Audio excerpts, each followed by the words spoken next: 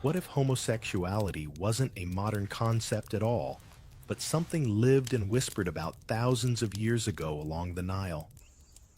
In ancient Egypt, love and desire were far more complicated than the stories carved neatly into your school textbooks. Behind the grandeur of pharaohs and gods, there existed bonds between men, intimate partnerships, and passions that the official records tried to disguise.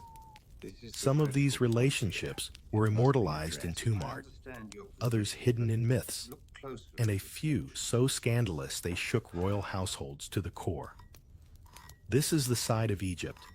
History rarely admits raw human and dangerously honest. Drop a comment with the exact time you're watching this. I love seeing when and where history finds you. And if you enjoy uncovering truths the world tried to erase, you're welcome to subscribe.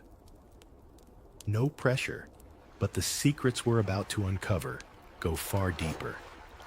You shuffle into the rock-cut tomb at Saqqara dusk, rising at your ankles, the walls lit by the faint glow of your lantern. The figures staring back at you are not kings, not queens, but two men whose arms brush as though by accident, and whose faces lean toward each other like petals closing in a breeze. Their names repeat over and over in painted hieroglyphs: Nyanknum and Khnumhotep, officials of the royal courtmen, of rank men of wealth, and quite possibly men bound by something more than mere brotherhood. You pause, because here in this tomb, you meet what feels like the most intimate window into Egyptian same-sex affection. What draws your eye first are the gestures. You've seen tombs where husbands and wives clasp hands, their noses close, lips almost touching. That's the standard iconography of a conjugal bond, the imagery of a union meant to last into the afterlife. And here, exactly that. But instead of husband and wife, you see Nyanknum and Khnumhotep. They're shown sharing embraces, their torsos brushing fingers entwined. The ancient artisan made sure you would notice the same visual grammar of affection, simply reassigned. You lean closer, and you can almost feel the stillness of a secret pressed into the plaster. Of course, scholars have argued over this for decades. Some shrug and say, "Oh, they were brothers." Others lean forward, whispering perhaps they were lovers. The debate is almost part of the wall painting itself now, as though every academic paper adds another brushstroke to the figures. You imagine the scribes of modern Egyptology clutching their pens like reed brushes, defending their position. And you standing there are caught in the tension. Isn't it telling that a tomb built in 2400 BCE can still make modern people squirm? You notice the placement of the wives. Both men had them. Marriage was nearly mandatory for men of their station. But in the tomb, reliefs the wives are nudged aside, pushed into the margins, sometimes absent altogether. The central axis, the focus of eternal remembrance, is Nyanknum and Khnumhotep together. Their union overshadows the socially proper pairing. You ask yourself, in a culture so obsessed with order, lineage, and the afterlife, why would anyone risk confusing future generations with unconventional imagery unless the bond truly mattered? You touch the cool wall, thinking about what intimacy meant in a world 4,000 years gone. Was their companionship whispered about at court? Or was it simply accepted, unremarkable part of the quiet spectrum of human life? Imagine the two of them at feasts, sitting close in the flicker of oil lamps, trading glances while musicians plucked at harps. Imagine them in the offices of the palace reviewing rolls of laborers or shipments of grain, their professional authority woven together with private fondness. The tomb immortalizes not scandal, but closeness. And you smile wryly at the modern tendency to demand categories. Were they gay? Were they just brothers? But ancient Egyptians didn't have the neat identity labels you rely on today. For them, life was about balance order, continuity. If two men chose to be remembered as a pair, the tomb preserved the fact without commentary. It's you who wants a footnote, a definition. The walls just shrug and say, here they are, together. Step further in and notice the banquet scenes. Men line the tables, servants bring food, and in the center, Niankhnum and Khnumhotep are side by side. They share the embracing pose, their noses touching in the so-called kiss. Archaeologists gasp at this detail. It's not common, not casual. This is the icon reserved for conjugal pairs, husband and wife. And yet here, it is chiseled in limestone for eternity. You wonder how the artisans felt as they carved. Did they smirk thinking people will talk? Or was it no big deal, just following instructions? Maybe it was even an act of loyalty to their patrons. If these men wanted their togetherness etched forever, who were the artists to judge? You picture the steady hand of a carver, smoothing the curve of one man's cheek, bringing him almost to kiss another, then stepping back, satisfied.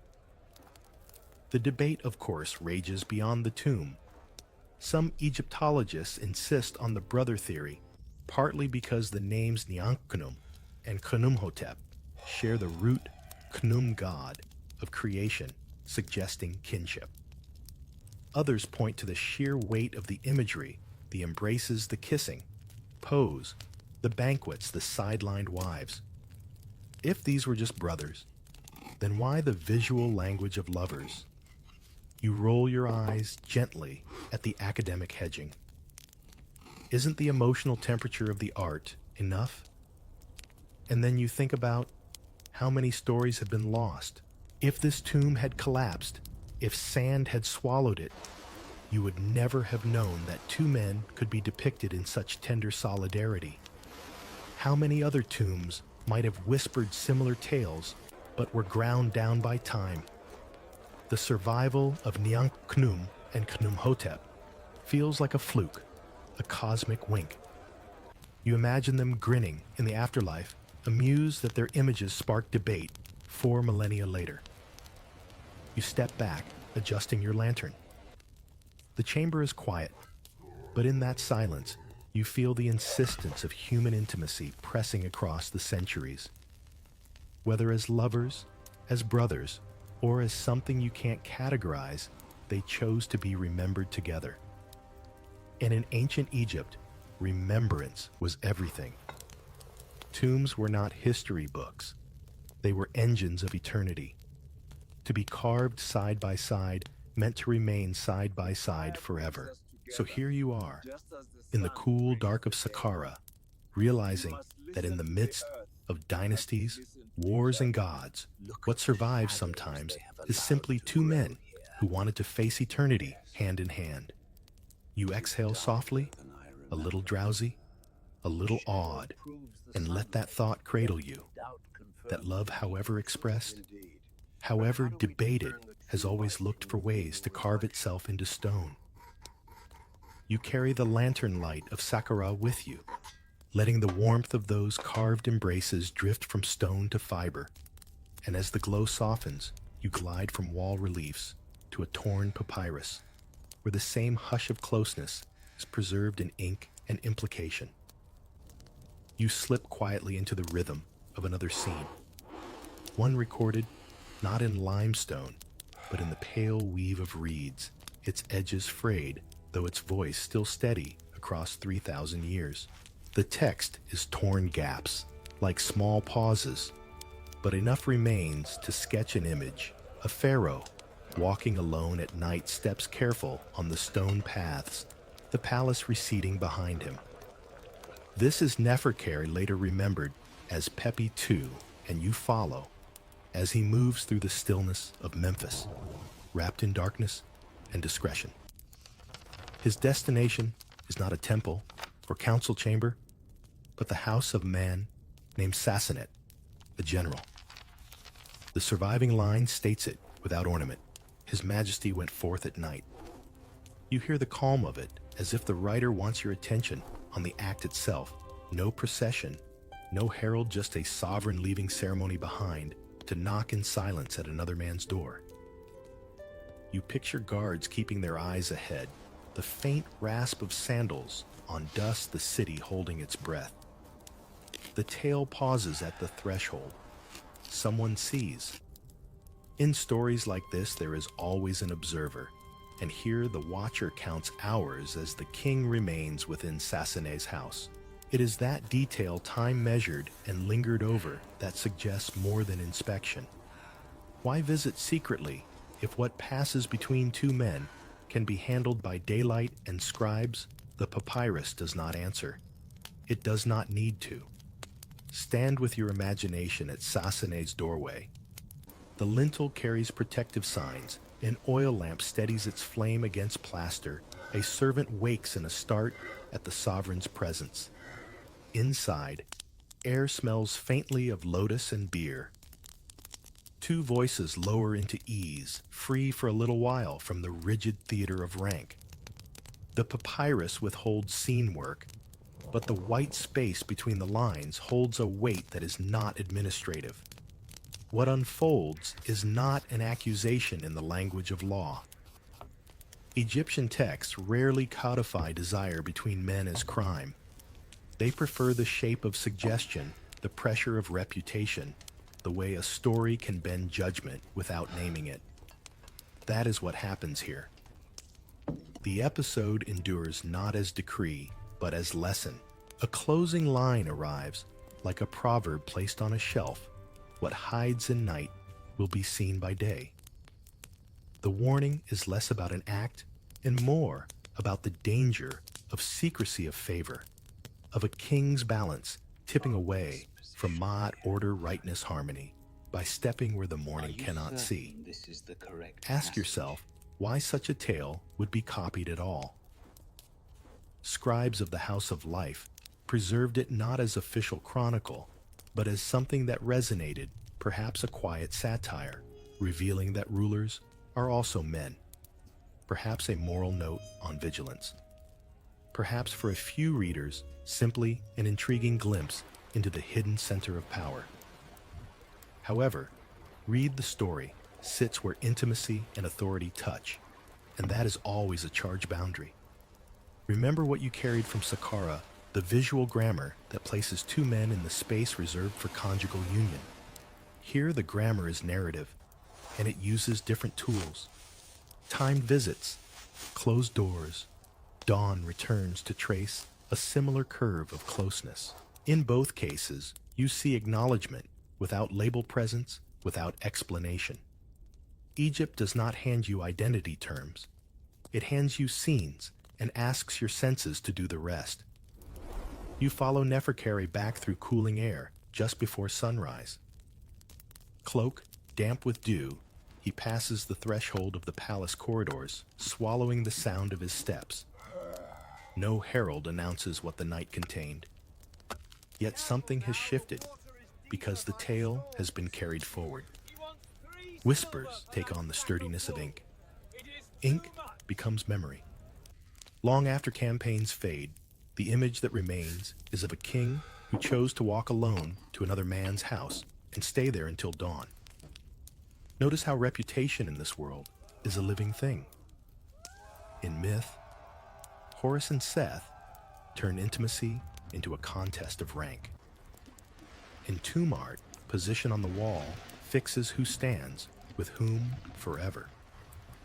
In this papyrus, a single midnight movement becomes a test trace of character. To whisper that a king visited a general in secret is to press on more than curiosity.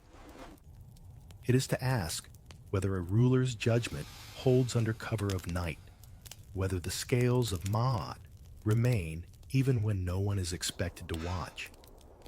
You roll the papyrus gently in your mind, letting its frayed edges close. The house is quiet again. The city returns to its rhythm, and the palace resumes its daytime design. What persists is the awareness that Egypt could imagine such a bond, and having imagined it could use it to teach, to tease, to caution. You do not receive a verdict, you receive a scene. And as with the two men in stone, the scene is enough to keep you walking forward, eyes adjusted to half light, attentive to the ways affection can guide, disturb, and outlast power. The silence of the papyrus fades, and instead of night streets, you find yourself in the blinding light of myth, where the air quivers with gods arguing, and the Nile itself seems to lean in to listen. The stage is no longer a general's house or a tomb chamber, but the cosmic courtroom where Horus and Seth drag their quarrel over Egypt's throne. Here, intimacy does not soothe or console. It becomes a weapon sharpened to wound. The quarrel begins, like any other contest. Seth, storm and desert, insists on his right to rule, while Horus, falcon-eyed and youthful, presses his claim as son of Osiris. The tribunal of gods grows weary of their shouting. And then Seth, sly and brutal, changes tactics. He decides that to disgrace Horus is better than to out-argue him. If he can mark the falcon with humiliation, the throne will tip his way. What follows unsettles you because the myth makes no attempt to veil it. Seth attempts to overpower Horus, believing that to force intimacy upon him is to inscribe defeat onto his very body. In this divine drama, sex is not affection, but domination, a brand of dishonor. Yet Horus refuses to be written on. He intercepts Seth's seed, tosses it into the river, and plots revenge. The reversal is almost mischievous.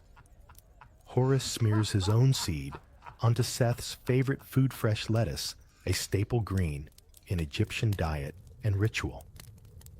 When the tribunal demands proof, the gods call out to see whose seed is inside whom. Seth proudly declares himself the victor, until the voice from within his own body responds, it is Horus's seed that answers. The divine assembly erupts not with outrage, but with laughter. Seth, who sought to disgrace, is himself disgraced. Linger here a moment. Lettuce, that ordinary vegetable, becomes the punchline of a cosmic trial. You can almost taste the irony. Crisp, slightly bitter leaves turned into instruments of ridicule. The myth makes you smile, but also makes you think. Why tell the story this way? Because in Egypt, sexuality was not invisible. It was a language that could be bent into satire, a theater for exploring dominance, weakness, cleverness, and cosmic order.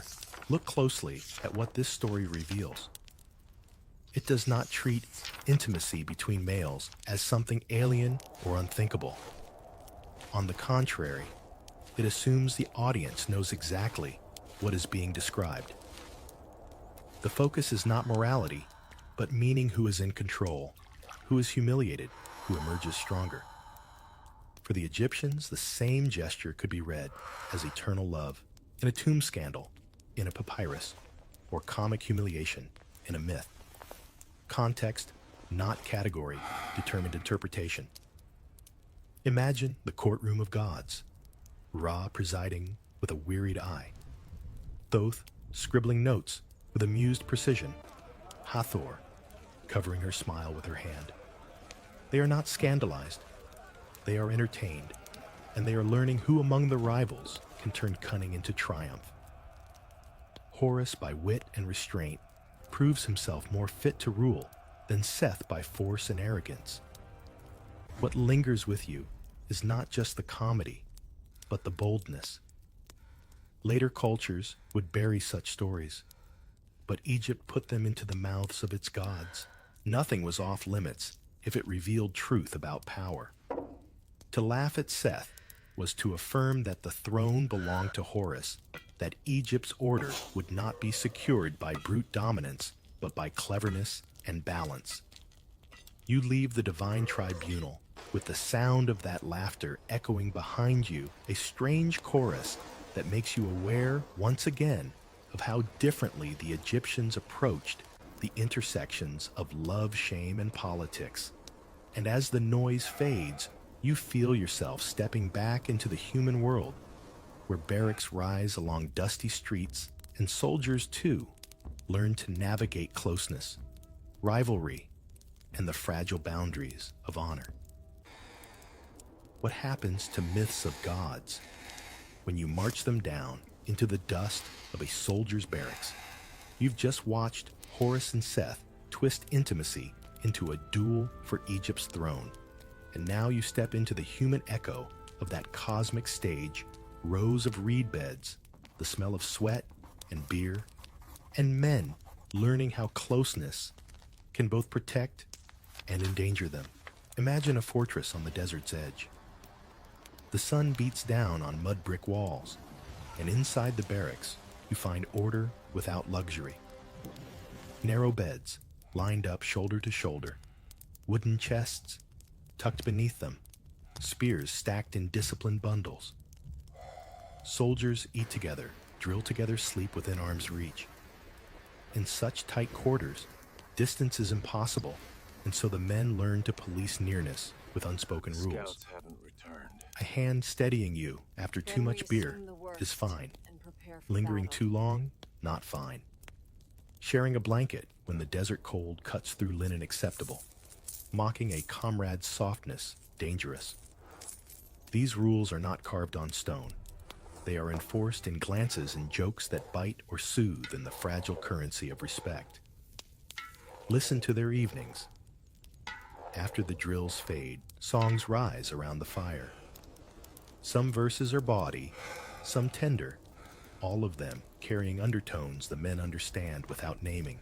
A joke may frame one soldier as the Horus and another as the Seth, letting everyone laugh while quietly reminding each man of the thin line between honor and ridicule. The myth you left behind has already seeped into campfire banter, shaping how soldiers interpret closeness. Intimacy, when spoken of, is satire more than scandal, a way to tease, to check arrogance, to remind each other that no man, not even a king, escapes vulnerability. The barracks, though, are not just rumor mills. They are survival chambers. Marches last weeks, garrisons months, campaigns even longer. Everything that sustains a soldier, bread, water, a hand on the shoulder. When exhaustion collapses, the body comes from the man beside him. Trust is life. And trust in such a world grows into bonds that can look to modern eyes like something beyond comradeship. One papyrus letter, battered and smudged, has a man address his fellow simply as my brother, though no blood tied them. That word "sane" in Egyptian could mean sibling, but it also meant chosen companion, the kind of bond you carve into eternity. Shift now to Deir el Medina, the village of tomb builders who worked in gangs like soldiers in stone. Their lives echo the barracks' cramped houses, shared tools, months spent, cut off from families, the same need to keep humor balanced on a knife edge. Ostraca, shards of broken pottery bear their traces. One shard tallies bread rations. Another shows a sketch of two workmates drawn nose to nose, a teasing doodle that feels halfway between mockery and admiration. You can almost see the artist smirking as he tossed it aside, never knowing it would survive millennia as a wink toward affection. Jokes, letters, doodles, rules. These were the invisible threads keeping men together in long stretches of labor and war. But beneath the teasing was always a seriousness. No group could function if intimacy became humiliation, if trust soured into ridicule. That is why reputations mattered more than laws. No statute ever forbade men from being close. What mattered was whether that closeness threatened the harmony of the group. A soldier shamed could not fight well. A craftsman mocked could not carve straight lines. A comrade who lost face pulled everyone down with him. You remember Horus and Seth again, their cosmic trial ending with laughter at humiliation. The soldiers here laugh too, but they know when to stop. Teasing tests the strength of a man, but breaking him helps no one. In that way, the camp and the quarry mirror the myth, but soften its edges. For gods, intimacy was a weapon. For men, it was a lifeline threaded carefully through song, through sharing, through the unspoken comfort of being watched over in the night. Picture it now, the lamps guttering low bodies stretched on reed mats, someone murmuring half asleep, another shifting against the cold. You hear snoring, coughing, even the half-dreamed cry of a soldier calling a comrade's name. At dawn, they will rise, strap on shields or shoulder baskets of stone, and the rhythm of survival will begin again. But in the hours before morning, you feel the same truth that has followed you from tomb to papyrus to myth closeness between men. Whether whispered, joked about, or quietly lived, has always been part of Egypt's story. By now, you've walked through stone embraces, midnight rumors, divine trickery, and barracks filled with wary laughter. Yet there is another way. Intimacy survives, not as scandal or satire, but as music, as poetry that lingers on the tongue long after the singer has fallen silent.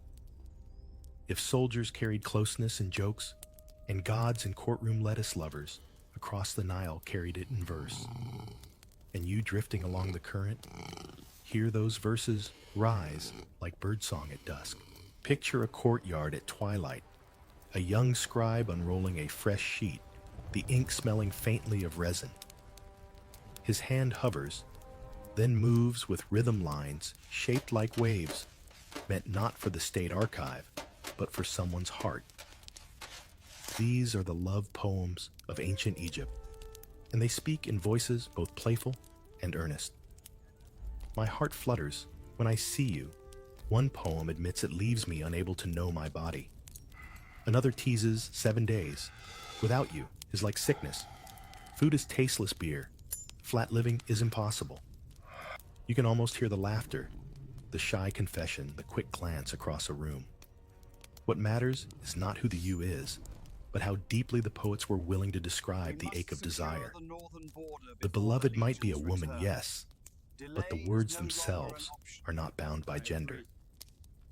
Lines of longing, of devotion, of sleeplessness were carved into ostraca and papyri without needing to specify. The universal is what mattered, the heart that stumbles, the appetite that disappears, the joy of a glimpse across the reeds. For anyone who has loved the poems, speak plainly. Carved on tomb walls, you find gestures that echo the poetry. A hand reaching across a table, a shoulder leaning close, a figure drawn smaller to signal not weakness, but fondness. These are subtle cues Egyptians rarely inscribed. I love you outright, but they knew how to embed tenderness in line and color.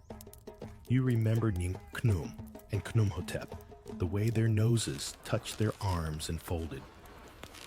That wasn't an accident of artistic style. It was a visual poem written without words. Even the smallest phrases carry weight. In letters between friends, pet names slip through my brother, my beloved companion. The words could be practical, but the warmth bleeds through. Imagine receiving such a letter after weeks away, your eyes scanning the ink, your chest easing at the simple recognition. It didn't need to declare romance outright. It carried the comfort of being cherished. Now step into a banquet hall. Musicians plucking harp singers, letting verses rise above clinking cups. Love songs were often performed aloud, the audience smiling at the familiarity. And you sitting among them, notice how no one blinks at the theme. Desire is not something hidden away. It is celebrated, folded into entertainment. That doesn't mean every attachment was safe from ridicule. Egyptian humor could be sharp. But it does mean love itself was never treated as alien. Think about what this reveals. Intimacy in Egypt was not always trapped in the realm of scandal. It could be celebrated openly, even if obliquely. Poems were safe containers for feelings that daily life might not allow. You imagine a young man reciting lines to another in the quiet of a garden, or scribbling verses in the margin of his work tablet. Maybe his peers laughed. Maybe they nodded in recognition. Either way, the words remained as stubborn as the river itself. Listen closely to one fragment, "I belong to you," like the field to the farmer, like water to the fish. The metaphor feels timeless, rooted in daily life, yet lifting into devotion. There is no need to explain who belongs to whom, or whether the pairing fits a rigid category. The point is belonging, the comfort of fit, the insistence that love transforms ordinary bonds into necessity. As night deepens, you feel the poems gather around you like a chorus. They do not demand clarity. They do not offer labels. They simply say love makes the heart stumble, the tongue falter, the body ache, the world sweet. That, too, is part of Egypt's untold story, that affection was not only carved into stone or hidden in rumor, but sung aloud, enjoyed, passed around like a jug of beer. And so, as you close your eyes, the echo lingers, verses floating over water, words carried by reed pens, gestures etched in painted lines. They remind you that intimacy has many dialects, some loud, some whispered, some sung into the warm air. In Egypt, the language of affection was never erased.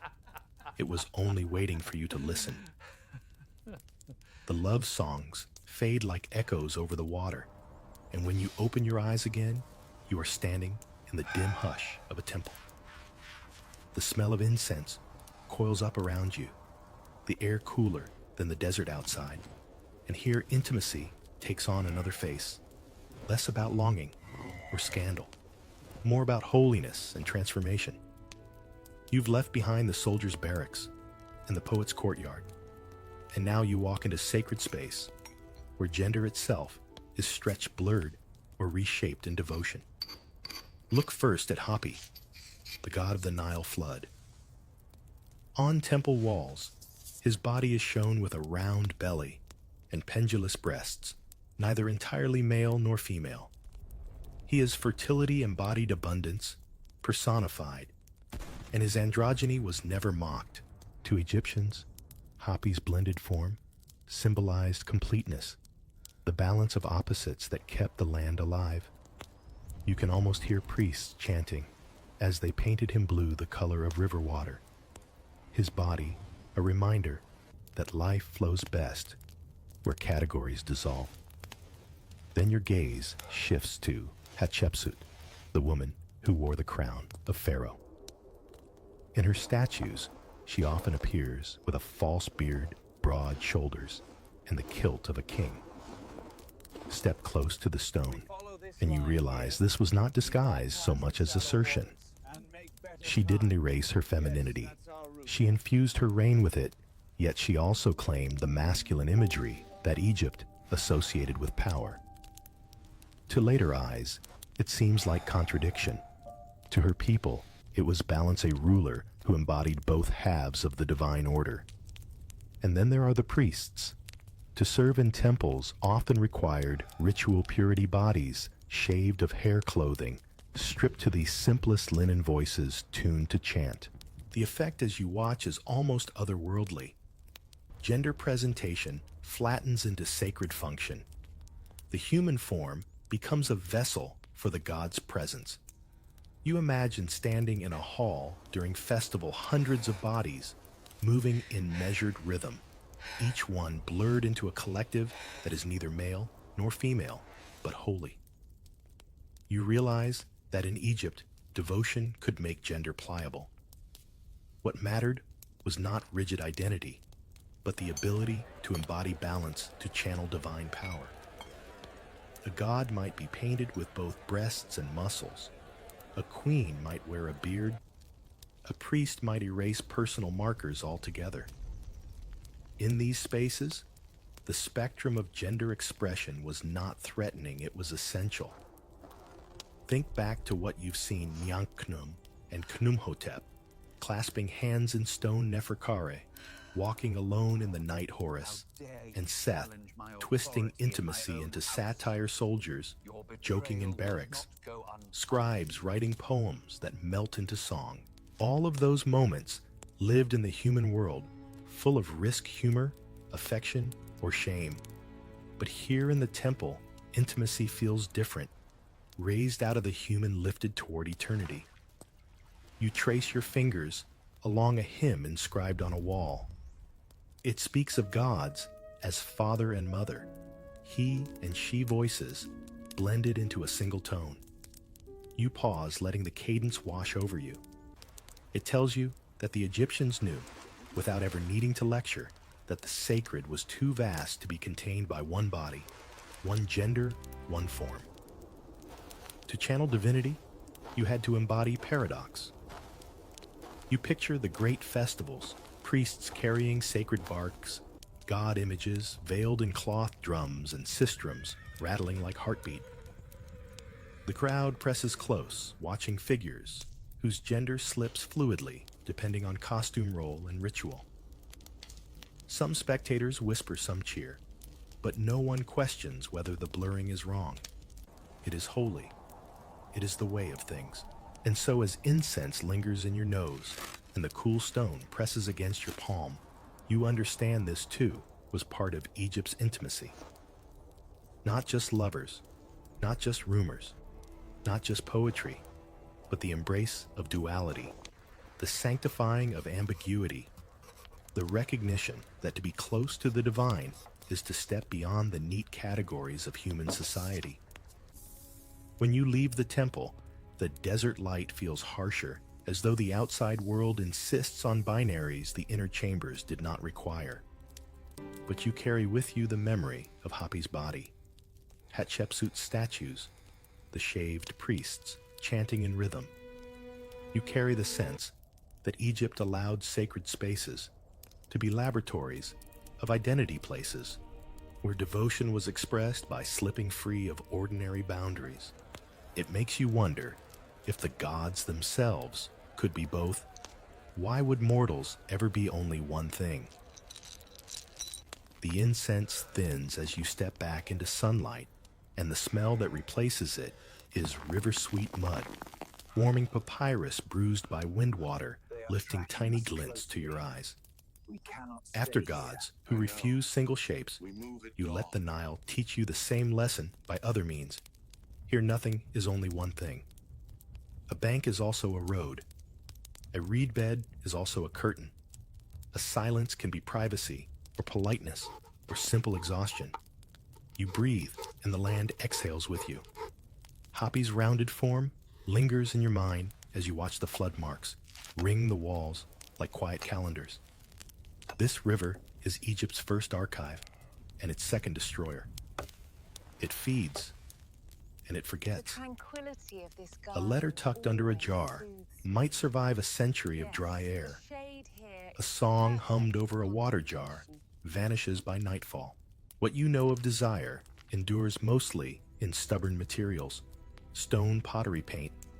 So the record favors officials with budgets and artisans with steady hands. Ordinary caresses dissolve into silt. You learn to read absence as part of the text. Walk the lane between mud brick houses and listen to the language of modesty.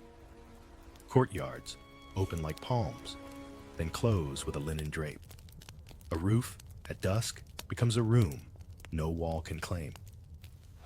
The neighbor's laughter is a net that catches any sound too bright. You have learned from barracks how men regulate closeness with glances. Here, entire households do the same. Affection travels as small errands, an extra jar of beer appearing at a threshold, a sprig of lotus left on a windowsill, the long pause at a doorway that is less hesitation than agreement. You remember the mythic lettuce and smile because vegetables gossip here too. A basket of figs left at dawn can say what a mouth shouldn't.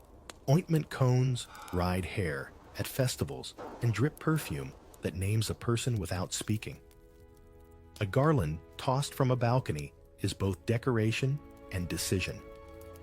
Egyptian culture is earnestly ceremonial, but it also loves the little code. You start to recognize how objects volunteer for duty as messengers.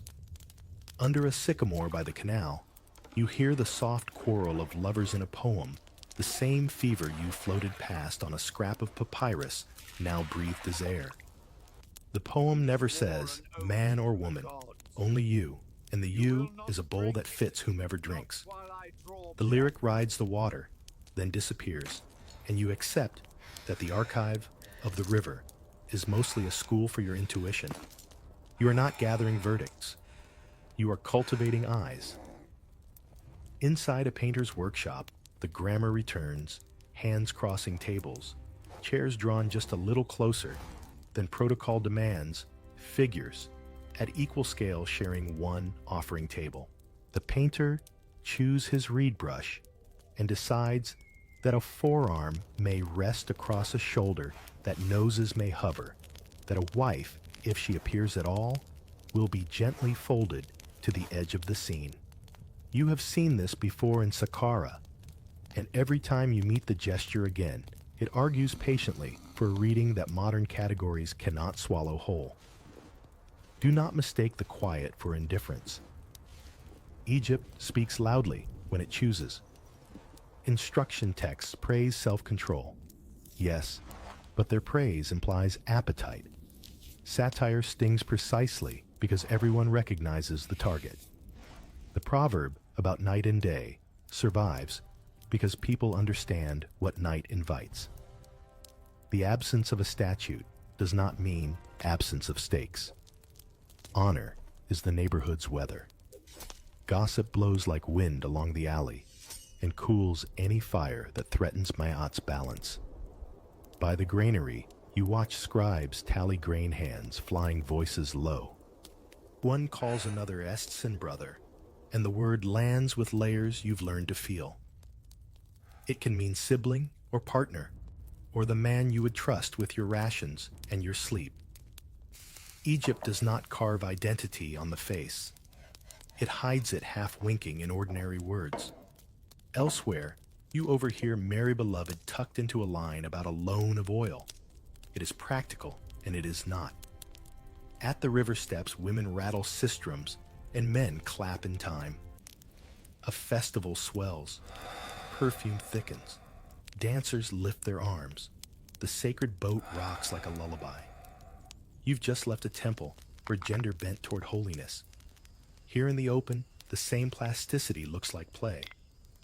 A boy dresses as Hathor in comic mask, and nobody faints. A woman drums with a soldier's economy, and nobody objects. It is not that rules never exist. It is that the day can hold more than one shape at once, and people know how to stand aside for it. When evening cools, the wall's rooftops bloom with mats and talk. A jar passes, laughter softens to murmur. Somewhere, a quarrel snaps once, then mends. You imagine a pair of shadows lingering at a parapet longer than weather, requires then withdrawing, before any neighbor can turn the moment into story. You think of the king, who walked at night, and the two officials who chose to face eternity together, and you realize how much of Egypt's truth lives between what is carved and what is kept private. The river has taught you a fringe of reeds can be a veil, and a veil can be a promise, and a promise can be a silence you agree to share. You leave a lane and enter another, and the smell of bread fades into the clean sting of laundry drying on ropes. The city is not hiding anything from you. It is simply insisting that you use all your senses. You touch walls warm. From the day you step over a sleeping dog, you listen for the pulse beneath official noise. When desire moves here, it prefers a side path through token and timing, through gifts, and glances through the way a door opens a finger's width, wider for one person than for any other. The Nile laps against the key. A light goes out, then another. You think of the scribes, who saved jokes and hymns and proverbs, but could not save the brush of a hand in passing. You are not disappointed. You are oddly at peace. The untold in this history is not a blank. It is a texture. You learn to cradle inference like a lamp, its small circle of glow, enough to keep walking toward households where heirs and duty complicate affection, toward rooms where lineage is negotiated with tenderness, toward the quiet gears that let a society bend without breaking. The alleys fade into courtyards, and now you find yourself inside a house where the walls are plastered white cool against the heat outside. Lamps flicker. Children shuffle. Servants move with baskets. Here, intimacy is no longer whispered between soldiers or sketched on ostraca. It is shaped by inheritance, by households, by the steady machinery of kinship. Egypt breathes family, and in that breath, desire must find ways to fit. A scribe unrolls a document on a low table, marriage contracts, property, transfers, lists of heirs. The words are precise, careful, because the house is not just a home, it is an economic engine. To pass goods from father to son, to ensure the shrine is tended to keep the line alive, marriage is expected. A man may love differently in private, but in public, he must provide heirs. Wives are written into contracts as stabilizers of the household, even when their presence on tomb walls is marginal, as you saw with Nyankhnum and Khnumhotep. So how does desire slip between these gears? Quietly in spaces where parchment does not reach. A man may marry to satisfy expectation, yet the central bond of his life may lie elsewhere with a fellow official, with a comrade, with a brother whose name carries the weight of devotion. Society does not forbid it outright. Rather, it insists that the machinery of lineage keep turning. Beyond that, silence reigns, and silence leaves room. Picture a banquet the family assembled, wives adorned. Children watched. Protocol shines like polished copper. But in a corner, two men exchange a glance, brief but insistent. Everyone sees what they wish. The wife sees her husband fulfilling duty. The neighbors see a stable household. Only the two know the glance is a lifeline enough to sustain another season of pretense. Egypt does not collapse under such dualities. It thrives on them. Balanced Ma'at always leaves space for contradiction, so long as order itself holds. Kinship, you realize, is flexible. Adoption exists. Stepchildren are folded into households, and titles shift with convenience. Son may mean heir, not necessarily blood. Wife may mean keeper of the shrine, not necessarily beloved. The system allows maneuvering, which in turn allows desire to hide within its folds. The legal text looks stern, but the lived reality is more porous. Move into the women's quarters, and you hear different whispers. Wives form their own networks, sometimes affectionate, sometimes competitive. They too navigate affection outside rigid roles. A wife might care deeply for a handmaiden, or find companionship among female kin. Such ties rarely survive in writing, but you glimpse them in tomb paintings, where women clasp hands or sit thigh-to-thigh, gestures of closeness rendered without comment. In a society obsessed with heirs, women found their own spaces where affection bloomed outside the shadow of lineage. Inheritance law, ironically, could protect such bonds. If a man left property to a chosen brother, no one tore the papyrus up. The bequest stood as long as the ritual formulas were followed. And so, affection could slip into permanence not through confession, but through the bureaucratic stamp of ownership. Love might not be named, but it could be endowed with land cattle servants. The archive remembers property where it forgets passion. But if you know how to read, the property points to passion. Think again of Nyankhnum and Khnumhotep. Their wives appear but faintly like margins. Their children inherit, but the tomb itself belongs to the two men together. It is a perfect example of Egypt's compromised duty, acknowledged heirs provided, but love immortalized elsewhere in stone. Society looked the other way. As long as the shrine was tended, the fields plowed, the taxes paid. As night deepens, you hear the rhythm of a household settle, the clatter of bowls, wash the quiet murmur of bedtime stories, the scrape of a lock. Behind the facade of order, there are countless microcosms of affection, some public, some hidden. Each household finds its balance, its own blend of duty and desire. What the record shows is lineage. What the silence shelters is love. And you lying back beneath the plaster ceiling realize that Egypt's genius was not in erasing contradiction, but in containing it. Household heirs, quiet flexibility. They allowed society to keep turning while individuals carved their own truths into private space or into tomb walls where the eyes of eternity might bear witness. From the quiet rhythm of households, you slip outward again into the streets where neighbors trade not contracts, but glances. If inheritance and shrines keep families anchored, it is reputation that keeps them afloat. And reputation in Egypt is fragile made and unmade less by law than by the murmur of voices.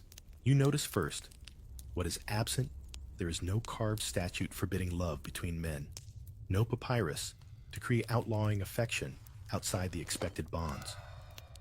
The courts cared about theft assault, neglect of duties, blasphemy, but a whisper, a rumor, a joke. These had no docket. They had instead the entire weight of community judgment. To live in Egypt was to live inside a net of watching eyes. Step into a marketplace at midday. The heat presses down, but gossip rises sharp and bright. A seller jests that his rival spends too much time with a certain scribe. The crowd laughs, and suddenly the rival's reputation bends. No law is broken, yet something valuable is damaged. Egyptians used humor like a blade, sometimes playful, sometimes cruel, always effective. Think back to Neferkar and Sassanet, the king and the general. Their midnight visits were never prosecuted. Instead, they became the stuff of satire copied in scribal schools. The moral wasn't a legal penalty. It was shame the sense that a ruler had let secrecy cloud his dignity. The papyrus worked not as record, but as warning. What you do in the dark will be seen in the day.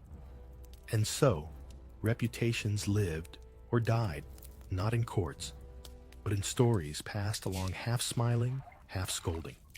You see the same pattern in soldiers' barracks.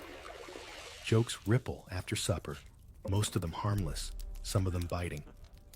A man who lets himself be mocked too often risks being seen as weak. Soft, they say, and the word spreads like smoke. No officer punishes him, but his place in the group shifts. He may still march, still fight, but his laughter no longer rings with the others. To be teased is ordinary. To be marked by ridicule is ruin. Even in the village of Deir el Medina, Ostraca carries sketches that parody colleagues' cats serving mice donkeys strumming harps. Harmless on the surface. Yet each joke reminds the community who is inside and who is outside, who can take the sting and who cannot. Reputation is currency, and gossip is inflation. Festivals, too, expose you to this undercurrent. By day, the crowds dance and sing. By night, songs grow sharper. A verse might hint that a man favors another man too openly, and the laughter of hundreds cements the suggestion. No fine is levied, no priest intervenes, yet the damage is done. Egypt thrived on balance, and anything that threatened balance could be corrected by ridicule more efficiently than by law. This is the paradox you keep running into. Love could be carved into stone for eternity, yet mocked in life with cutting ease. The tomb said, "This is who I am forever." The street said, "This is who you are today." Both were true, and every Egyptian lived between them. Think again of Ma'at, the principle of order, truth, harmony. To break Ma'at was to invite chaos, and while affection between two men might not disturb the gods, losing control of one's reputation certainly did.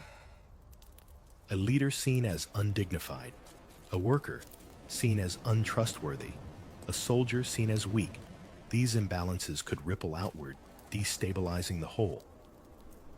Gossip was therefore not just idle chatter. It was the community's way of policing the fragile fabric of honor. As dusk falls, you walk through a neighborhood lane and hear a quarrel break out, two men shouting, one accusing the other of taking liberties, the other denying. Neighbors gather not as witnesses for law, but as chorus. Their murmurs tilt the balance. By the end of the night, one man walks away, humiliated not because of any decree, but because the crowd has chosen whom to believe. Tomorrow, when he enters the market, the silence around him will sting louder than any judgment. And so you come to understand, in Egypt, shame was the court rumor, the trial laughter, the sentence. The law remained silent, but the people were never quiet. A single word, a gesture, even a crooked smile could tilt a reputation forever. As the stars rise over the Nile, you leave the gossiping streets with a heavier sense of how fragile intimacy could be in daily life. In the tomb, you had permanence. In the household, you had compromise. But here in the open air, all you had was reputation, and that could be undone in a single verse of song. The street corner whispers dissolve into wind, and with each step forward, time stretches. Mud brick gives way to marble. Egyptian hieroglyphs yield to Greek letters, and you begin to feel how layers of conquest reshape the story. If gossip was Egypt's courtroom, now new judges arrive, foreign empires, new gods, new rules. In the Ptolemaic age, when Greek kings ruled from Alexandria, Egypt did not simply discard its old customs. Instead, the Hellenistic world mingled with Nile tradition. Greek writers, fascinated and sometimes scandalized, recorded what they thought they saw temples, where gender-bending gods still received worship stories of pharaohs retold with a foreign twist. The Greeks brought their own views of eros, often more openly discussed, more philosophically argued. Yet even their chatter could not erase what Egyptians had long inscribed in stone. Niankhnum and Khnumhotep still clasped hands at Saqqara. Horus and Seth still quarreled in myth. The Nile kept both memory and flood.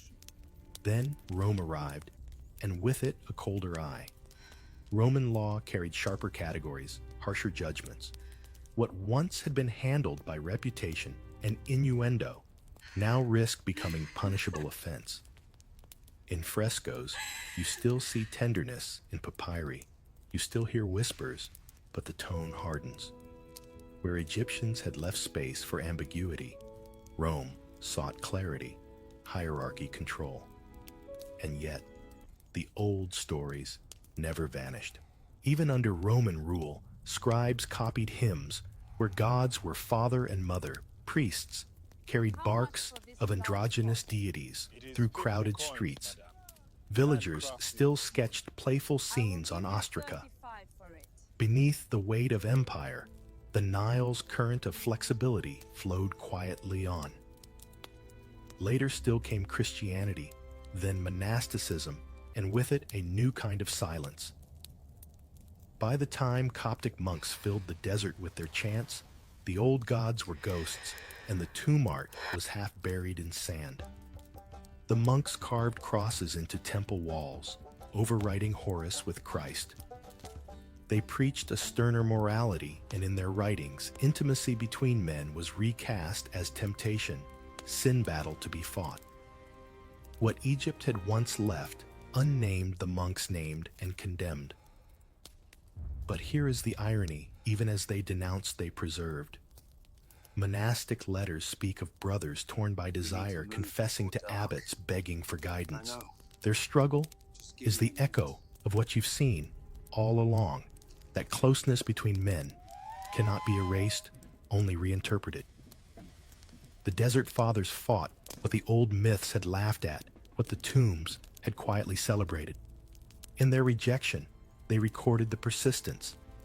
And now, centuries later, you walk among ruins with archaeologists, brushing sand from reliefs, piecing papyri together under glass.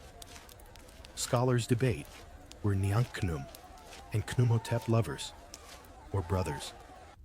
Was Neferkari's night visit political or personal? Were the lettuce leaves a dirty joke or a cosmic allegory? Each theory shifts like sunlight across a courtyard, illuminating one angle, casting another in shadow. But as you stand here, lantern dimming, you realize the answer may not matter as much as the endurance. Egypt never gave you one verdict. It gave you scenes, whispers, gestures, laughter, contracts, carvings that together refuse to fit into a single box. That refusal is itself the truth. The untold history of homosexuality in ancient Egypt is not a hidden law waiting to be uncovered, but a texture woven through myth, art rumor, ritual, and silence. It is gods using intimacy as weapon and satire kings, risking their reputations for nightly visits, tomb owners carving their chosen bonds into eternity, soldiers teasing one another on desert marches, poets sighing through love songs, priests embodying both male and female in the service of gods. It is a chorus of contradictions, and Egypt never felt the need to resolve them. As dawn creeps over the desert, you let the whole journey wash over you. Stone papyrus song, satire, silence, rediscovery. You have not been handed a neat narrative. You have been given fragments, and in those fragments, a freedom. The Nile taught its people that truth was not a line, but a flood, spreading, seeping, nourishing, leaving traces in unexpected places. And so as you finally drift towards sleep, you understand Egypt's story is not that homosexuality was hidden, forbidden, or exalted. It is that intimacy in all its forms was simply part of life, folded into eternity with the same care as bread beer and lotus flowers. And that is why, even now, you can still find it, waiting quietly in stone, whispering through reeds, laughing in myth, lingering in the silence between words. You've wandered through tomb walls, myths and whispers that revealed the untold history of homosexuality in ancient Egypt, proof that desire was never absent, only woven into stone rumor and ritual. But here's the twist. While ordinary Egyptians carved private joys into eternity, the pharaoh, the so-called living god, often had no freedom at all. Imagine ruling a land for decades, worshipped by millions, yet every breath monitored, every embrace judged, every night scripted by politics instead of passion. Being pharaoh looked divine in carvings, but behind those golden masks was a life of suffocating pressure, paranoia, and isolation. So now, let's pull back the gilded curtain and uncover a darker truth, why it actually sucked to be an Egyptian pharaoh. Imagine waking up each morning knowing the entire kingdom believes you are not just a man, but a living god. Sounds glamorous, right? Until you realize being treated like a deity comes with crushing expectations that make any modern CEO look like they're on permanent vacation. As Pharaoh, you're not allowed to have a bad day, a headache. Too bad the sun still has to rise, the Nile still has to flood, and the gods still need convincing that Egypt is in good hands. You can't sigh and say, not today. If the crops fail or the river misbehaves, people assume you messed up in your sacred duties. Imagine being blamed for the weather. Suddenly, that fancy golden crown doesn't feel quite so comfortable. You see, the Egyptians didn't just want a king. They wanted a bridge between heaven and earth. You are the Horus in flesh, the divine falcon soaring above mortals. Except instead of flying, you're stuck signing decrees and performing rituals while people whisper about your godly perfection. Every sneeze, every stumble, every flaw is measured against the impossible standard of divinity. It's like living in a never-ending job interview, where the board of directors includes both your priests and the pantheon of gods.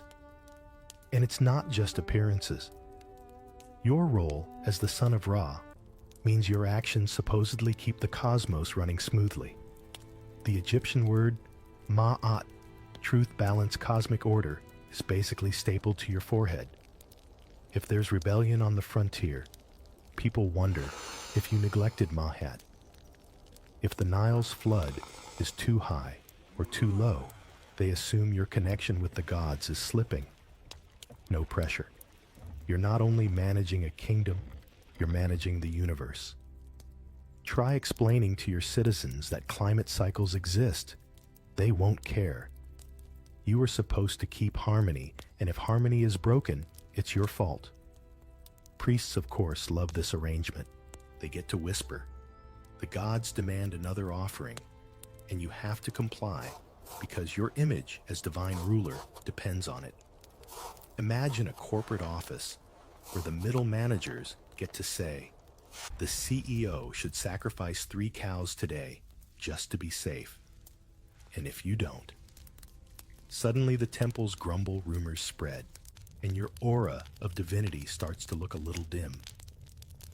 You're not only managing politics, you're juggling faith and fear, like a circus act without a safety net. Historical pharaohs, like Akhenaten, tried to redefine the whole divine gig. He thought he could simplify things by focusing worship on a single god A10. Bold move. But the backlash was fierce. People weren't comfortable with shaking up tradition. They wanted the old system of gods intact, and if the pharaoh didn't deliver, they doubted his divinity. Imagine being at the top and realizing your spiritual branding campaign just tanked your approval ratings. Being divine is a double-edged sword. It elevates you above mortals, but it also means every religious experiment becomes a national crisis. And then there's the personal cost. You might like art hunting or spending time with your children, but who cares what you want? Your job isn't about being a human. It's about performing perfection. You are a symbol, and symbols don't get sick days. Hatshepsut, one of the rare female pharaohs, spent her reign proving she could embody divine kingship just as strongly as any man. She even commissioned statues of herself with a false beard because the role demanded that image. Imagine how exhausting it is to constantly play a part so convincingly that even your statues have to fit the costume. So yes, being treated like a god may sound divine, but really it's a trap. You live under the weight of impossible expectations, terrified of letting your people down or angering the heavens. Every move you make, every ritual you perform, every decree you issue has cosmic consequences, or so everyone believes. And in case you were hoping to escape into private life for a little peace, forget it. Privacy is for mortals. You're divine, remember. And while you're busy pretending to be a flawless god, Let's not forget the delightful mess waiting for you inside your own household. The palace, with its gilded walls and perfumed courtyards, is less a home and more a shark tank with silk curtains. You'd think family would be your support system, but as pharaoh, family often becomes your greatest liability. Brothers, sisters, wives, and even your own children hover around like falcons, circling each one, wondering when your grip will slip from the throne. Take Thutmose III, for example. He spent much of his early life sidelined because his stepmother, Hatshepsut, refused to let go of power. Imagine the tension at those family dinners. Every smile hides calculation, every toast feels like a test, and no one dares sip the wine before making sure it hasn't been enhanced. In a royal household poison, testers are not paranoia, they're a job description. Think about it. What other workplace requires an official food sampler whose entire career is swallowing, first so you can survive dessert? The throne itself is the source of the drama. Pharaohs often married within the family to keep the bloodline pure, a strategy that created even more rivalry. A half-brother could easily become both your brother-in-law and your most dangerous competitor. Picture sitting across from someone at breakfast who shares your DNA, your spouse, and your ambition. No wonder palace intrigue makes soap operas look tame. And because the stakes are nothing less than control of Egypt, betrayals aren't whispered secrets, they're career moves. Children don't automatically mean loyalty either. Ramses II had over 100 offspring, and while that sounds impressive, it also meant dozens of possible contenders. Each son raised with whispers that maybe, just maybe, they were more deserving than their siblings. Imagine organizing a family reunion where every cousin is secretly plotting your downfall. Even Cleopatra VII, the last pharaoh, dealt with this. Her own siblings schemed against her, and at one point she was exiled from Alexandria entirely by family members who thought they could do better. Family game night. More like family coup night. And the palace women, though often dismissed in later stories, played critical roles in the power games. Royal wives weren't just companions, they were political pawns. Marrying a daughter of a foreign king could seal an alliance, but it also meant introducing a new branch of scheming relatives into the palace mix. Great royal wives competed fiercely for their sons to be named heir. And behind those elegant headdresses were minds sharp as daggers. Think of them as political lobbyists, except instead of lobbying laws, they lobbied succession, and losing could mean exile or worse. The result is that your private life, the space where ordinary people seek comfort, becomes just another battlefield. Every gift might be a bribe, every conversation might hide a threat, and every smile could mask ambition. Imagine living in a house where you can never truly relax because the person handing you your morning pomegranate might also be plotting your demise. It's exhausting, and it makes you wonder which is harder, keeping enemies at bay beyond Egypt's borders or surviving your own relatives. Of course, dodging ambitious siblings and suspicious spouses is only half the grind. The other half is the endless ritual treadmill that comes with wearing the double crown. Being pharaoh isn't simply about ruling. It's about showing up every single day to remind everyone from peasants to priests that the gods are still paying attention. Your calendar is packed tighter than a modern pop star on tour, except instead of concerts, it's offerings, temple appearances, and ceremonies that start before dawn and often drag on long after your feet ache. Imagine the scene. The temple doors creak open as the first rays of sun spill across polished stone.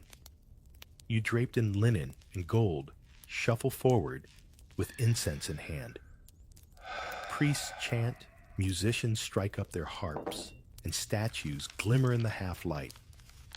The moment feels grand, until you realize you're doing this same routine tomorrow, and the day after, and the day after that.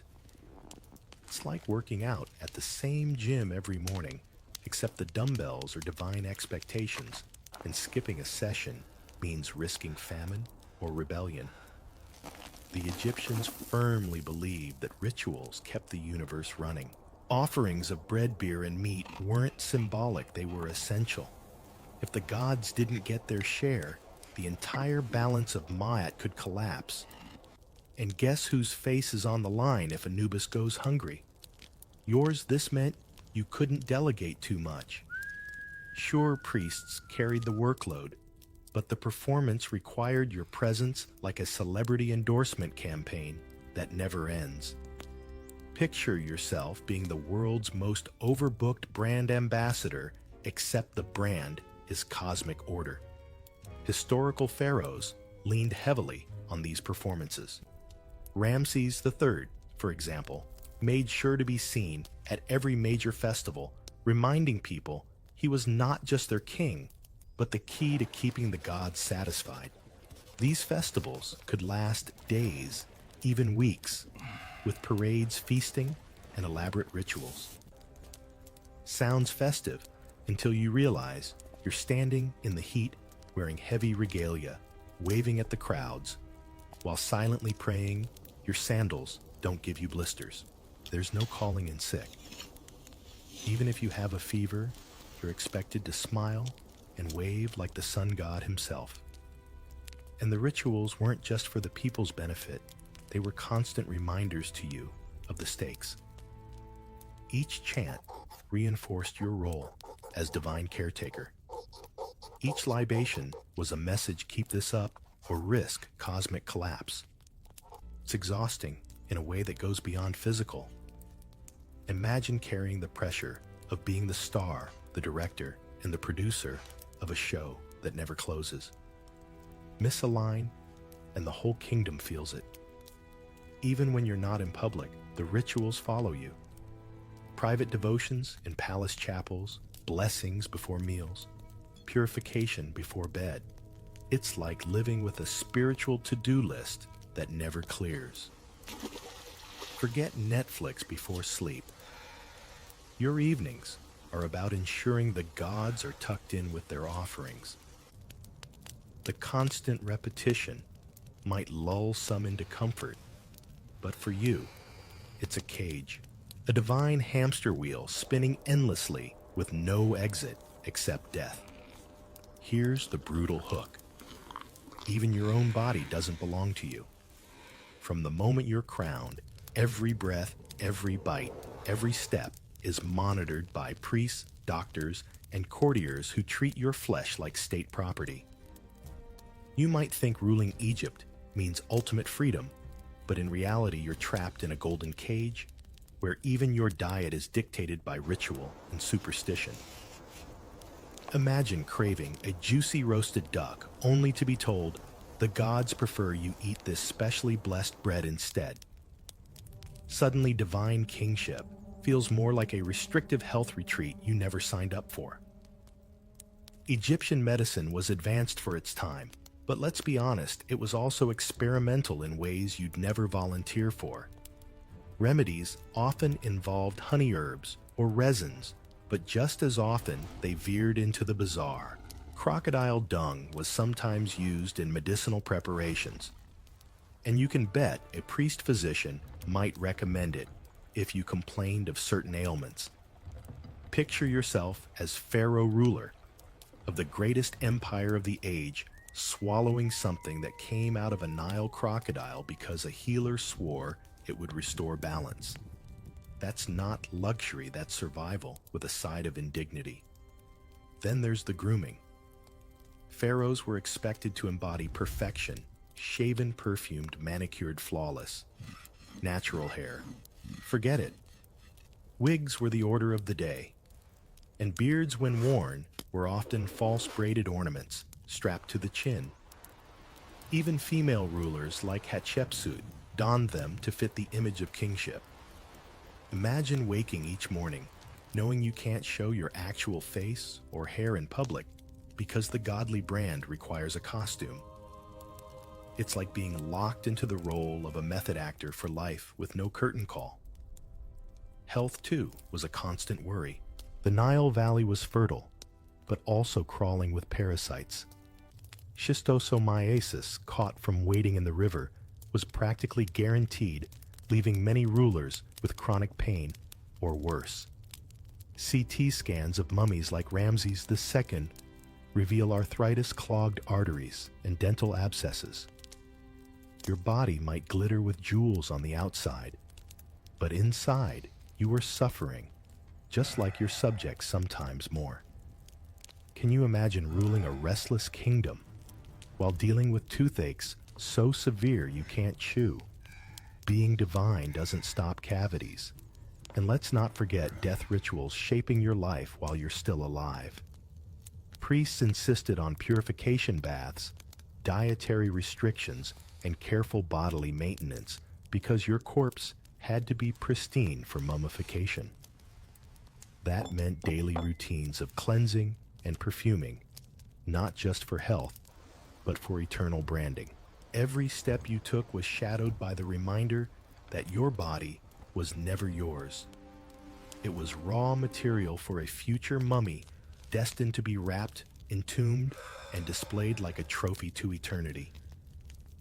So while ordinary Egyptians could at least live their lives with a bit of freedom, you as pharaoh were micromanaged down to your pores.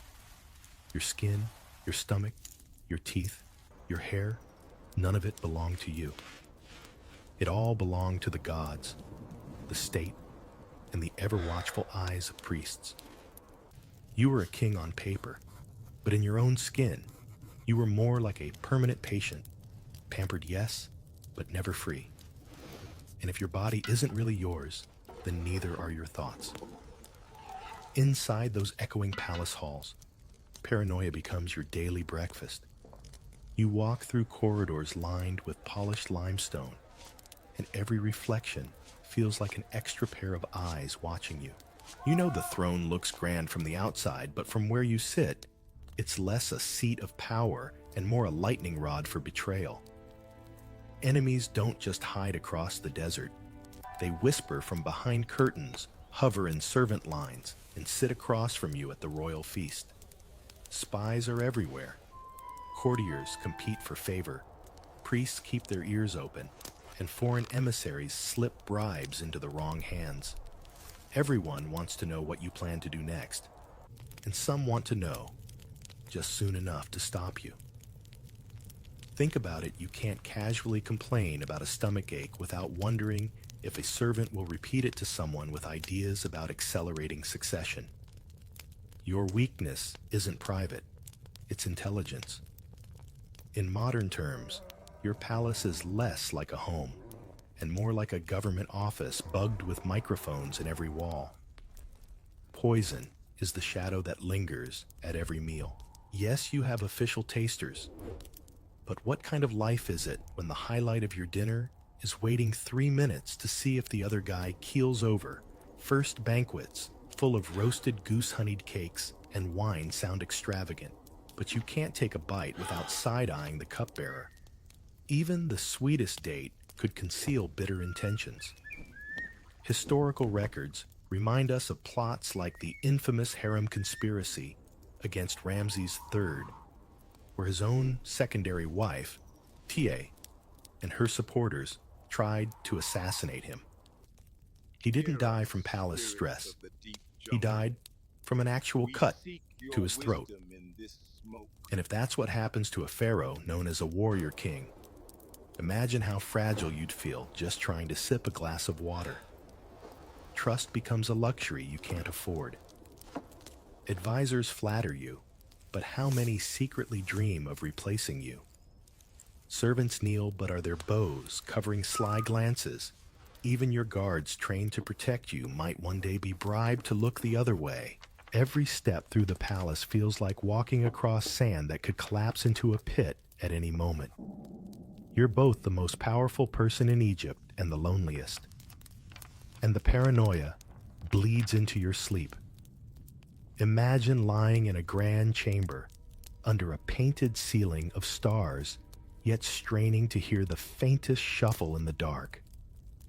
Is it just a servant adjusting the oil lamp? Or is it the whisper of a knife sliding free from its sheath? Even your dreams betray you, because nightmares of betrayal are simply rehearsals for what could happen tomorrow. Power doesn't let you rest. It makes your bed a battlefield.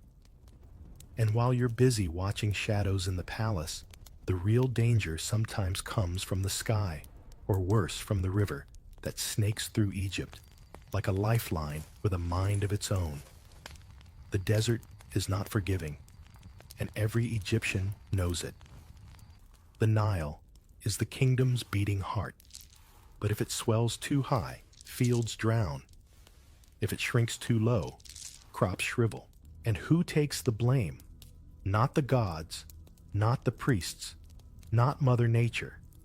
No, it's you, the pharaoh. Imagine being held responsible for a river's mood swings. It's like being accused of ruining the weather report. For Egyptians, the annual flood wasn't just water, it was life itself. The silt it left behind fed wheat, barley, and flax. When it behaved, harvests were bountiful. But if the floods failed, famine followed. And famine in Egypt wasn't quiet. Hungry bellies quickly turned into angry crowds, and angry crowds demanded answers from the man wearing the crown. Think of it like being the CEO of a company where the entire product line depends on one unpredictable supplier, and shareholders are ready to riot at the first dip in profits. History gives us chilling examples. During the reign of Djoser, the Nile reportedly failed to flood for 7 straight years. Imagine the panic fields, barren granaries, empty people desperate. Priests scrambled to interpret the god's silence, while citizens blamed their supposedly divine king for letting the cosmic order slip. You're meant to embody Ma at the balance of the universe, and now even the river seems to mock you. How do you explain to your people that you can't just flip a divine switch to refill the Nile droughts brought hunger, but floods could be just as deadly? If the waters rose too high, entire villages were washed away. What do people see? Then not the generosity of Hapi, the god of the Nile, but the incompetence of their pharaoh. You're caught in a trap, too much water, or too little. Either way, it's your fault. No wonder many rulers poured resources into building canals, dikes and storage facilities, giant infrastructure projects, designed to make it look like you had some control. Yet deep down, you knew the truth. The Nile doesn't take orders, not even from kings. And the desert beyond the river was equally merciless. Sandstorms whipped across caravan routes, swallowing travelers whole. Drought could shrivel even well-planned irrigation systems. Locust swarms swept through fields, undoing months of labor in hours. Each disaster chipped away at your image as protector and provider.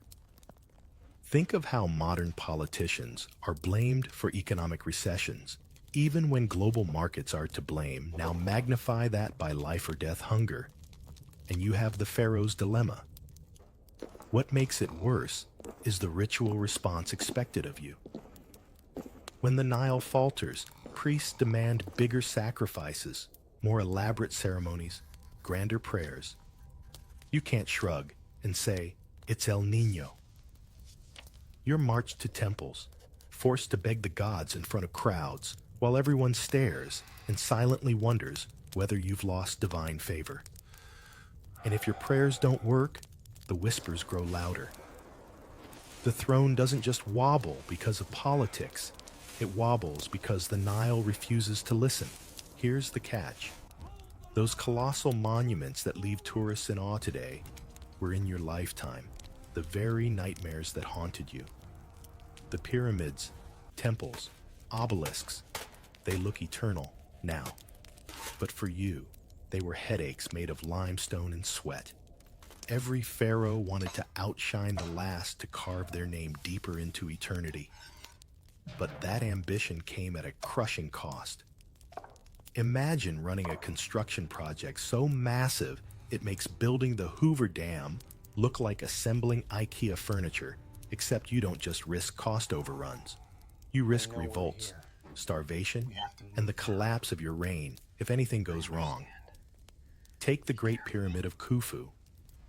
People still marvel at it, but Khufu himself was hardly beloved. Ancient sources describe him as a tyrant who drained resources and manpower to raise his mountain of stone. Tens of thousands of workers labored for decades, carving blocks, dragging sledges, hauling ropes under the burning sun. Though they were not all slaves, as modern myth sometimes claims they were conscripted peasants whose time away from farming left families hungry. You as pharaoh had to demand this sacrifice with a straight face, insisting it was for divine glory, while knowing half your population silently cursed your name. And the logistics were brutal. Building projects demanded quarries, transport ships, armies of overseers, and endless supplies of food to feed the workforce. Slip up in one area, and the entire machine stalled. Imagine being the one who had to approve massive shipments of grain just to keep laborers from walking off the job. It's less like divine kingship, and more like running a construction company that never sleeps. One weak flood season, and suddenly you can't feed your workers, cue mutinies, delays, and angry priests questioning your worthiness. Even finished monuments weren't safe. Stone-cracked walls, collapsed floods, eroded carefully carved reliefs. Every disaster reflected on you. The unfinished obelisk in Aswan, massive and flawed with a single crack, remains a frozen reminder of how even the mightiest projects could literally break apart under their own weight. Now imagine you've poured years of your reign, countless lives, and half the treasury into a grand project, only to watch it crumble before completion. Divine hardly. More like divine comedy at your expense. The stress didn't end with construction. You also had to worry about whether future rulers would respect your monuments or chisel your name off them. Hatshepsut poured her soul into her grand mortuary temple at Deir el-Bahri, only for Thutmose III to later deface her legacy. Ramses II covered Egypt in statues of himself, but even his colossi were subject to erosion, earthquakes, and enemy looters. Building wasn't just about glory, it was about gambling your legacy against time, weather, and politics. And let's not forget the sheer physical risk for you personally. Pharaohs often visited building sites both to inspire workers and to keep overseers honest. Picture yourself walking through clouds of dust, the air thick with hammering and shouting, while scaffolding creaks overhead. It's a construction zone, without safety helmets or regulations. One falling block, and the living god could be squashed like a beetle. Divinity, it turns out, doesn't make you immune to physics. So yes, the monuments are impressive now, but in your time, they were back-breaking projects that drained your kingdom, fueled resentment, and kept you awake at night. What we admire today as timeless wonders were for you ticking stress bombs dressed in limestone. And just when you think you might get a break from temples and tombs, war comes knocking at your door.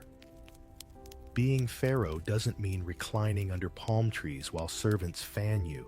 It means strapping on armor, climbing into a chariot, and leading men into battle. Foreign wars weren't optional. They were expected.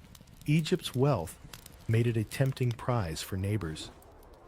And if you wanted to keep your throne steady, you had to defend it constantly. Worse expansion was seen as proof of divine favor. If you weren't conquering new lands, were you really the chosen one of the gods? Imagine the stress of being judged not only on how well you ruled at home, but on how far your army could march abroad. Look at Thutmose III, often called the Napoleon of Egypt. He led 17 campaigns into Canaan and Syria, dragging Egypt into decades of near-constant warfare. Victory brought glory, yes, but also endless logistics, feeding troops, paying mercenaries, keeping supply lines open across deserts. And war was expensive. Gold and grain that could have fed your people ended up funding chariot wheels, horse fodder, and weapons. You might win land, but you also gained resentment back home when farmers realized their harvests were being hauled off to feed soldiers instead of their own families. And let's not pretend you could fight from a safe distance. Pharaohs were expected to ride into battle at the front. The inscriptions show you charging ahead with bow drawn, striking fear into enemies. Inspiring stuff on a temple wall, but in reality it was dangerous. Chariots flipped arrows rained, and one lucky spear could end your divine reign in a heartbeat. Imagine being told your body is sacred, then being shoved into the deadliest part of a battlefield where bronze blades don't care about your titles. Foreign enemies weren't the only problem.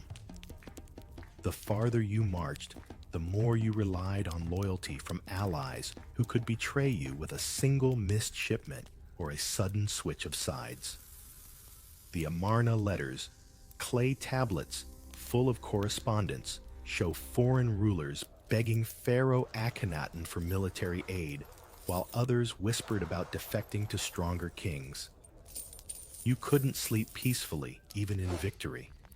Diplomacy was just war by another name, and when you weren't invading, you were defending.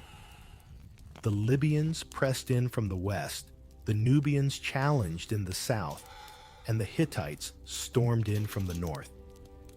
Ramses II fought the Hittites at the Battle of Kadesh, one of the largest chariot battles ever recorded.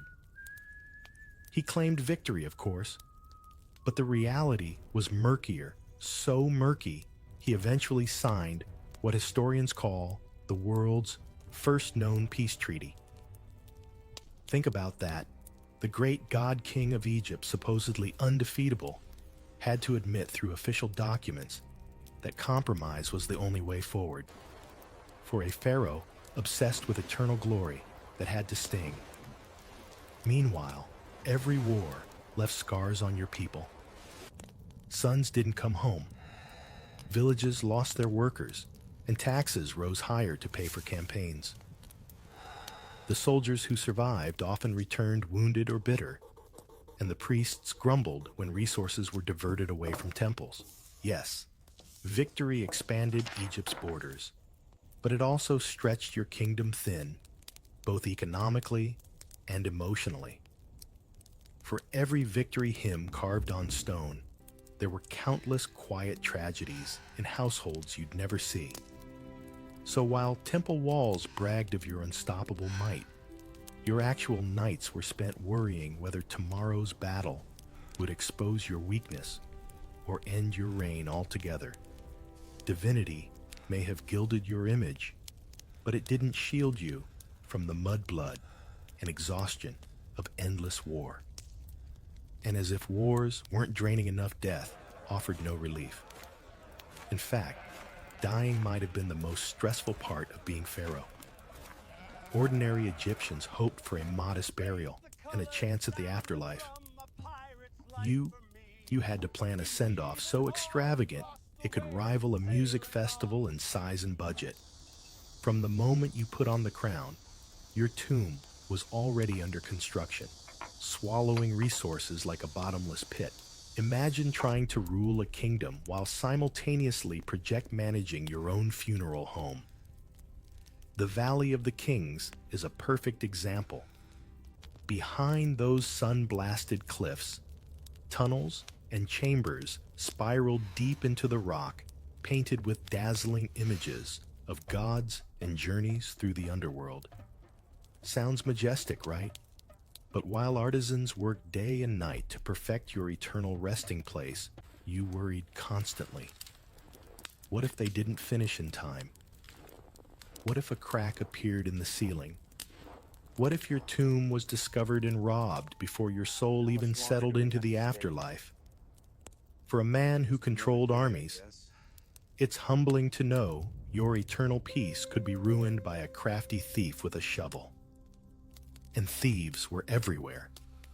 Despite curses painted on the walls and guards stationed at entrances, grave robbing became almost an industry of its own. Even Tutankhamun, whose tomb was famously untouched until modern times, showed signs of ancient intruders who slipped in and helped themselves. If one of Egypt's least famous pharaohs had trouble keeping looters away, imagine the target painted on the tomb of someone like Ramses II, whose treasures filled entire temples. Your gold jewels and even your carefully wrapped mummy could end up desecrated before your spirit finished the 40-day journey through the underworld. Then there's the pressure of getting mummification exactly right. Priests had to remove organs, preserve the body, with natron wrap it in linen, and recite hundreds of spells. One mistake could doom your soul to wander eternally. Talk about micromanagement. Your afterlife depends on a team of embalmers not dozing off halfway through the ritual. No wonder pharaohs invested so heavily in making sure the priests were well fed, well paid, and properly terrified of messing up. And don't forget the texts carved on your tomb walls. The Book of the Dead, the Amduat, endless hymns and spells, all meant to guide you through the 12 perilous hours of night toward the sunrise of eternity. They're beautiful, but they're also chilling. Every wall screamed a warning. You will be tested, judged, and weighed. Imagine falling asleep every night knowing your heart would one day be placed on scales against the feather of Maat. Even gods on earth had to sweat over the possibility of eternal rejection. So while the world pictures pharaohs as serene figures resting under golden masks, the truth is your afterlife preparations were anything but restful. Tombs, curses, priests, robbers, all reminders that your death was just another chapter of exhausting responsibilities. Life didn't let you rest, and death demanded even more. After all, the sweat rituals, betrayals, wars, and tomb-building your legacy might still end up as a cruel joke. You spent decades carving your name into stone, only for future pharaohs or even angry priests to chisel it right back out. Imagine pouring your life into being remembered for eternity, only to be unfriended from history with a few swings of a chisel. Talk about ancient cancel culture. Look at Akhenaten. He tried to revolutionize Egypt by worshipping the sun disk Aten sidelining all the other gods. Bold, yes. Successful, no. After his death, the priests and rulers who followed him erased his name from monuments, smashed his statues, and pretended he never existed. For a man who restructured religion around himself, that's the ultimate humiliation, future generations flipping past your chapter as though you were a typo. Or take Hatshepsut. She ruled powerfully for 2 decades, commissioning grand temples and leading trade expeditions. Yet after her death, her stepson, Thutmose III, had her name carved out, her images destroyed. He didn't just want to succeed her, he wanted to erase her. Imagine ruling with brilliance and stability, only to have your own flesh and blood try to erase your memory from the record. All the divine titles, all the monuments reduced to dust because one successor wanted the spotlight. Even those who weren't erased often found their eternal monuments crumbling faster than expected. Floods, earthquakes, and time itself worked against you. Statues toppled temples, cracked, and treasures vanished. Ramses II, the so-called Great, covered Egypt in colossal images of himself, but today many of his monuments lie in ruins. Even the mighty Colossus at Memphis toppled into pieces, leaving later visitors staring at a fallen giant. For a man who wanted to be remembered as the ultimate pharaoh lying face down in the dirt was probably not the plan. And legacy didn't just depend on stone. It depended on scribes, historians, and storytellers. People who might not have liked you very much. Ancient writers sometimes painted certain pharaohs as tyrants or weaklings, regardless of what they'd actually done. Imagine dedicating your reign to holding Egypt together, only for some bitter scribe, centuries later, to jot down that you were lazy or cruel. Once it's written, that's the version history tends to believe. The cruelest twist. For all your effort to be remembered forever, many pharaohs' names are completely forgotten today. The average person can name Cleopatra, maybe Tutankhamun, perhaps Ramses. But dozens of rulers have vanished into obscurity. Their tombs looted, their statues crumbled, their legacies overwritten. They once walked as gods on earth, and now they're footnotes if they're remembered at all. So in the end, being pharaoh wasn't the endless glory we imagine. It was pressure, paranoia, exhaustion, and the looming fear that even eternity might betray you. What remains today are ruins fragments, and the uneasy truth, the crown that sparkled under the desert sun, often weighed heavier than any mortal could bear. So as you drift into sleep, let the story settle.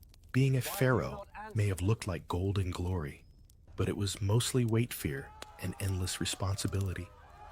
You carried the Nile's moods, your family's betrayal, the gods' demands, and the heavy stones of monuments meant to last forever. And still, time washed most names away, like sand in the desert wind. Perhaps that's the quiet lesson tonight, that power rarely brings peace, and even the greatest crowns cannot outlast the hush of sleep. So close your eyes, let the desert night stretch wide around you, and breathe easy, knowing you don't have to build pyramids or hold up the heavens.